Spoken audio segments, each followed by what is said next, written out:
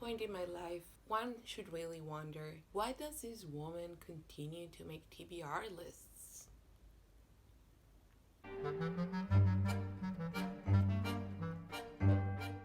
Hello everybody, I'm Roxy, this is recmebook&stuff, and today I bring you my April TBR. I don't know what I'll be reading in April. If you watched my March TBR and then you will watch my March wrap up, you will realize how much of a joke I am. But I do have a lot of books. I have a pile, okay? I have a pile of books that have accumulated next to my bed. Not even on my nightstand, because my nightstand is very small. I just have this pile of books that, oh yeah, I'm definitely finishing off soon. And I haven't. And I really want to finish them because they are good. It's not that I want to DNF them. It's just that I keep getting distracted by new books. Like, oh, I just heard about this thing. I am now interested in this thing. And oh, I have a book about this thing. I should read that book really quickly and then go back to the other books. But then, of course, I don't read that book really quickly. And again, I get distracted and I never finish the damn things. So this is not everything I'm going to read in April, hopefully. I mean, I am starting a new program in April, so who knows how much I'll get to read. Maybe I'll get to read some cool things for the program. It's not my master's yet, but it's something exciting, so maybe I will get to read things there. But yeah, these are not all the books, but these are books that I need to finish. And you're wondering, Roxy, if you really need to finish them so quickly, why don't you read them in March?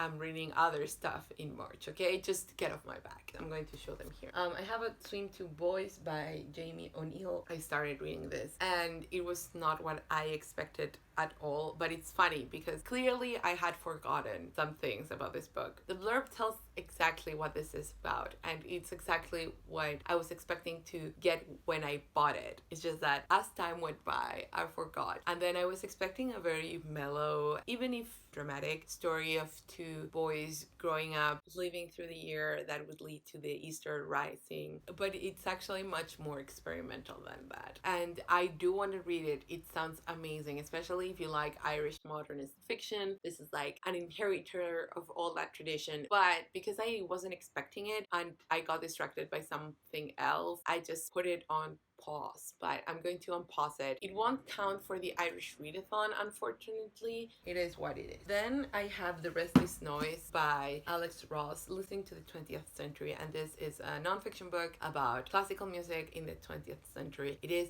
amazing. Another of Alex Ross's books, Listen to This, which is a collection of essays, made it to my favorite books of last year. So I will link down below my nonfiction best of, and my fiction too, just in case you haven't checked it out. The reason I haven't made further progress in this is that this is so heavy. Just holding it like this hurts my hand, and it's ridiculous because if you've seen my February wrap up, you'll see that I can hold a chunky ass hardback with no problem. But this one, it's just hurting me too much. That's why I'm doing this.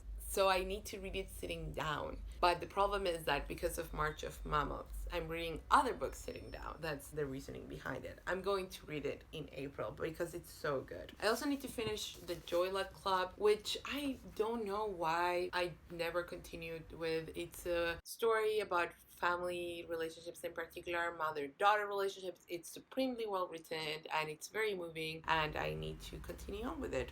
Also started The Dream Life of Sukhanov. I got this doing the jar thingy, and it's good. It's really fun. It's about this man who is an artist, a visual artist, and he lives in Stalinist, I want to say, Russia, or just Russia, but it's about what art does for the regime and what art means when you live in a dictatorship and in a heavily policed state. So it's very interesting. It's very well written, and I don't know why I haven't continued on with it, but that's the running theme. I also started and never continued The Devil Finds Work by James Baldwin, which is practically a crime because James Baldwin is so compulsively readable. I have no excuse for this one. Oh, this is nonfiction. It's about cinema and representations, and in particular starts talking about In the Heat of the Night and Guess Who's Coming to Dinner, and apparently it moves to The Exorcist, but I haven't gotten to that part yet. And it's interesting because both of those films,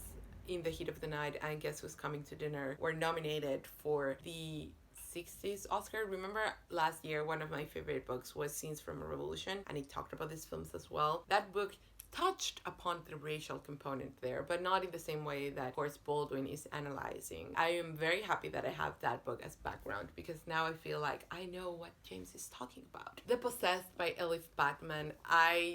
I'm so excited that I pulled this paper out of the jar. And if you don't know what the jar is, I'll link it down below. I'm so sad that I haven't carved out time to read this one. It's because I want to really dive into it, and I'm in the middle of so many different books. This might be my first read of the month. After I finished off everything from March, I'm just going to dive into this. And another one that is heavy in the literal sense is The Dirt, which is the Mötley Crüe book, and it's so fun. Neal Strauss, who is the one who cleaned up the whole thing in the way that it makes it readable, I guess. I don't know how good writers Mötley Crüe actually are. Who knows? Anyways, it's just so fun to read. It's so exactly what you would expect out of this book. They don't hold back punches, which is cool. But again, just holding it like this makes my hand hurt. Another couch book. Now, if you follow me on Bookstagram, you know that I got a new couch and I live there now. Now I have more excuses to read sitting down. One that I have been reading sitting down, but I'm definitely not going to finish by the end of March, is my short stories on music and musicians. This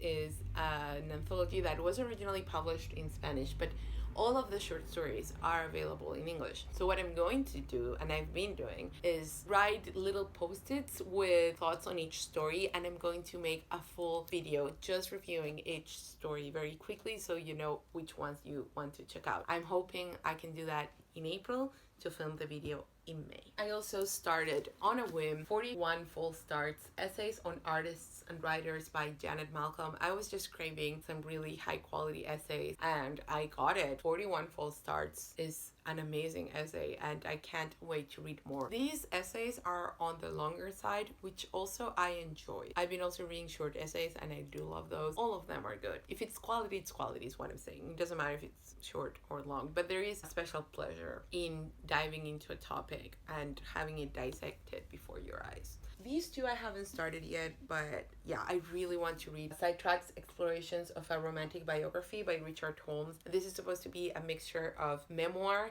and biography in the sense that Richard Holmes is traveling, so it's also travel writing. He's going to all these places and writing about these romantic authors. I love memoir mixed biography, and if it meets travel writing, even better. So I'm just so excited to get to this. I just want to put it here out in the universe that I'm going to be reading this book in April. And finally, yes, this book is sealed, so please excuse the glare. And this is The Kite Runner by Khalid Hosseini. I'm reading this for a challenge, basically. I don't know if I'm going to like it. I want to tell you what it is about. But the problem is that there is no summary here, no synopsis. It's just praise. I hate when that happens so much. I'm technically not allowed to DNF it. I don't want to sound like I'm down on this book. It's just that this was so popular and then not one reads it anymore. And I always worry when that happens. Maybe it's fascinating. You are wondering, why did you buy it? I bought it because it's one of those contemporary classics that I feel I should read, or at least try to read. And I was curious. Let's see what happens. Maybe I love it. Those are some of the books that I'm expecting to be reading in April. Sounds like a lot, but you have to understand that a lot of these books I've already started. Have you read any of them? Are you interested in reading any of them? What are you reading in April? Any and all comments are welcome down below. And that's it.